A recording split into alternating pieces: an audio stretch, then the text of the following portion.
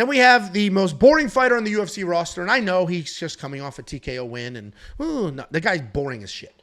But he wins. Grant Dawson, and he is taking on Diego Ferreira. Grant Dawson, grappler. He averages about 4 takedowns per fight. Great ground game, absolutely relentless pressure. His striking is not very good, so his clear advantage in almost all of his fights is the wrestling, is the grappling. His pressure, his willingness to be a crotch-sniffing wrestler has afforded him quite a bit of success in the UFC. He is coming off that ground and pound win over Rafa Garcia, who he split open pretty badly. He's taking on Diego Ferreira. Diego Ferreira is a very good BJJ guy with some power in his hands. Even though he is a grappler, he's got some solid striking, surprisingly low takedown accuracy of 30%. His striking has evolved over the years, though. He's won some striking-only fights in the past. His takedown defense is 60%, but that is a bit skewed. He's fought some of the best wrestlers in this division, like Beneil Dariush, Gregor Gillespie, before he just disappeared into thin air. Mateusz Gamrot. He's coming off that dogfight win over Mateusz Rebecki, where he was dropped, he was taken down 4 times, but he stayed tough, and he never stopped. And that grit is what makes this a little tricky to break down. Because when I originally saw this on paper, boom, Grant Dawson. Then you do the tape study. You start looking at it a little closer. It's a little bit of a different situation. Because Grant Dawson does just dive at crotches, and he can be boring as hell, and that gets him wins. It's not great for the fans, but it is great for his record and his wallet.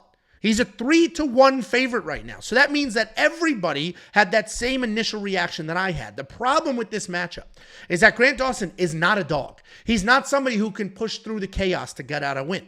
He wins, and then he wins often, but it's fights that he can control, fights he can get to the ground where he can wrestle.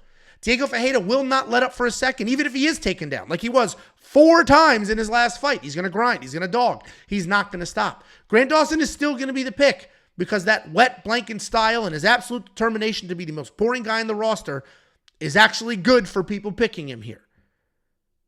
But Diego Ferreira has no quit in him whatsoever.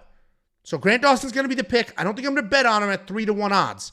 But what I do like is Diego Ferreira inside the distance, decision, no action. I did get burnt on that last fight when he somehow finished my guy Rafa Garcia. But I don't think that's going to happen here. Diego Ferreira is obviously very tough. We watched Rebecki drop him and it didn't matter. We watched Rebecki take him down and it didn't matter.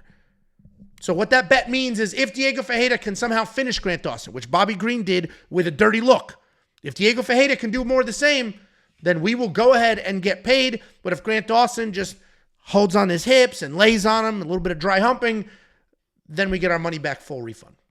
So when that prop drops, I'll probably take a look at that. For now, Grant Dawson's going to be the pick.